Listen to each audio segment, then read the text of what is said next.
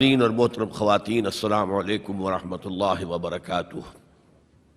میری آج کی گفتگو کا عنوان اسلام کا معاشرتی اور سماجی نظام۔ اس ضمن میں سب سے پہلے اس نقطے پر غور کیجئے کہ انسان کی ایک زندگی تو انفرادی ہے اور زندگی کا ایک بہت بڑا حصہ اجتماعی ہے۔ جیسے جیسے تمدن ترقی کرتا گیا، اجتماعیت کا دائرہ پھیلتا گیا، انفرادیت کا دائرہ سمٹتا گیا۔ چنانچہ آج کو آپ کو معلوم ہے کہ کوئی ریاست ہے، اس کا دستور ہے، اس کا نظام ہے، تمام شہری اس میں جکڑے ہوئے، اور اب تو پوری دنیا جو ہے وہ ایک شہر کے مانند ہو گئی ہے، اور کہا جا رہا ہے کہ یہ گلوبل ولیج ہے،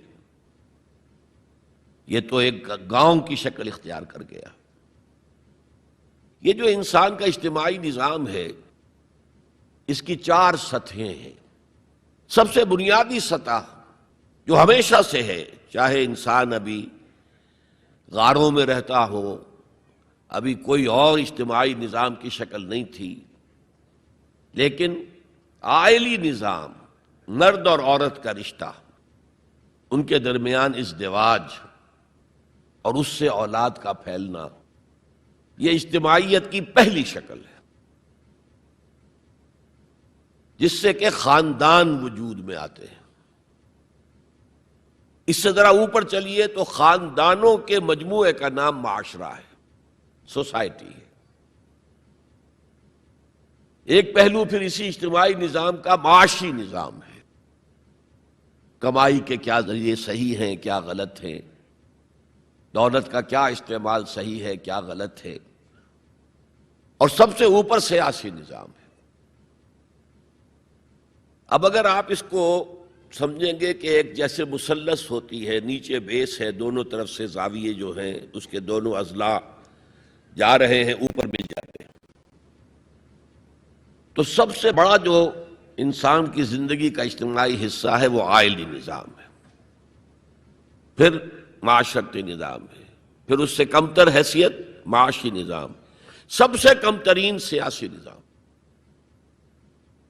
میں یہ ساری باتیں کس لیے بتا رہا ہوں کہ قرآن مجید کا ہر طالب علم جانتا ہے کہ عائلی قوانین جس قدر تفصیل سے قرآن مجید میں بحث کی گئی ہے، ان کے بارے میں اس درجے میں معاشی قوانین کا بیان تو نہیں ہوا۔ سیاسی نظام تو کوئی اسلام نے دیا ہی نہیں، چند اصول دیے ہیں: اللہ کی حاکمیت، مسلمانوں کی خلافت، جہاں اللہ اس کے رسول کا کوئی حکم نہ ہو وہاں باہمی مشورے سے معاملہ طے کرنا۔ 3 اصول ہیں، اللہ اللہ خیر صلی اللہ، ان الحکم الا للہ، اور انی جاعل فی الارض خلیفہ، یا داؤد انا جعلناک خلیفۃ فی الارض، اور امرہم شورا بینہم، جہاں اللہ اور اس کے رسول کا حکم نہیں ہے تو آپ اسمبلی کے ذریعے سے جس طرح چاہیں کاؤنٹنگ آف ووٹ سے، مشورے سے فیصلہ کر سکتے ہیں۔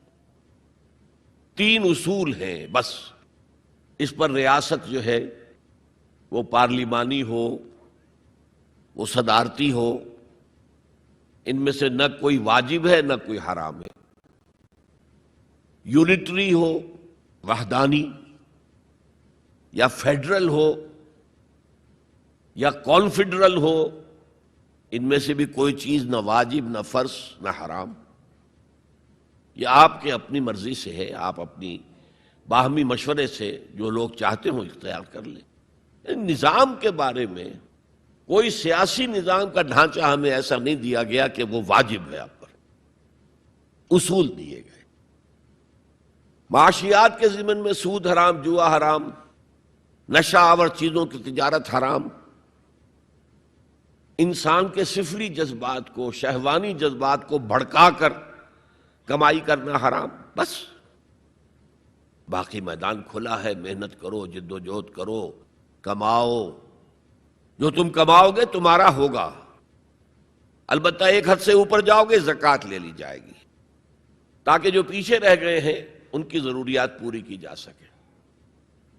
جہاں آزاد معیشت ہوگی وہ ایسے ہی ہے جیسے کہ آزاد دوڑ ہو رہی ہے. اب جب دوڑ میں ظاہر بات ہے کہ آپ اگر تو انہیں رسے سے باندھ دیں گے تب تو نہ کوئی آگے رہا نہ پیچھے رہا. لیکن دوڑ کا فائدہ کیا ہے؟ دوڑ تو یہ ہے کہ ذرا وہ شخص جو تیز دوڑ سکتا ہو وہ نمایاں ہو. تو فری اکانومی جہاں بھی ہوگی کوئی آگے نکل جائیں گے کوئی پیچھے رہ جائیں گے. تو پیچھے والوں کے بھی کچھ حقوق کا لحاظ کیا جائے. زکوٰۃ کیا ہے؟ تؤخذ من اغنیائہم ترد الی فقرائہم، ان کے امیروں سے وصول کی جائے گی، ان کے غریبوں کو دے دی جائے گی. بس یہی جو ہے اسلام کا معاشی نظام ہے. لیکن معاشرتی نظام پر بڑی بحثیں آئی ہیں. سورہ نور، سورہ احزاب بہت مفصل، سورہ نساء، اور آئلی قوانین پر جو میں نے کہا تھا بالکل پہلے نیچے بیس ہے وہ اس مثلث کا، اس پر آپ دیکھتے ہیں کہ کئی رکوع، 3-4 رکوع تو سورہ بقرہ میں ہے، پھر سورہ نساء میں ہے، سورہ مائدہ میں ہے، پھر سورہ نور میں ہے، سورہ احزاب میں ہے، سورہ مجادلہ میں ہے، سورہ طلاق میں ہے، سورہ تحریم میں ہے. یہ آئلی قوانین تو بہت ہی تفصیل کے ساتھ بیان کیے گئے. حکمت کیا ہے کہ یہی تو ہے جڑ، بنیاد تو یہی ہے. اگر اسی بنیاد میں خرابی آ گئی تو خشت اول چونہد معمار کج تا سریا می رود دیر کب دیوار کج. اگر پہلی اینٹ جو ہے دیوار کی ٹیڑھی رکھی گئی تو بناتے جائیے آپ، پر ٹیڑھ جائے گا آخر تک. اس لیے آئلی نظام کو سب سے زیادہ تفصیل کے ساتھ قرآن مجید میں بیان کیا گیا. اب دوسرا نقطہ دیکھیے، اسلام کے معاشرتی نظام کا جو اصل الاصول ہے، پہلی بنیادی بات جو ہے وہ کیا ہے؟ تمام انسان مرتبے میں برابر ہیں. پیدائشی طور پر کوئی انسان افضل نہیں، کوئی ارذل نہیں، کوئی اونچا نہیں، کوئی نیچا نہیں. پیدائشی طور پر اونچ نیچ ہوگی، وہ ہوگی ایکوائرڈ کریکٹرز کی وجہ سے، جو آپ نے حاصل کیا. آپ نے علم زیادہ حاصل کیا، آپ کی ایک عزت ہو جائے گی. آپ میں تقوی زیادہ ہے، خدا ترسی زیادہ ہے، آپ کی عزت کی جائے گی. آپ خادم خلق ہیں، آپ کی عزت کی جائے گی. لیکن یہ ساری چیزیں ایکوائرڈ ہیں، بعد میں انسان نے حاصل کی ہیں. پیدائشی طور پر کوئی انسان اونچا نہیں، کوئی انسان نیچا نہیں.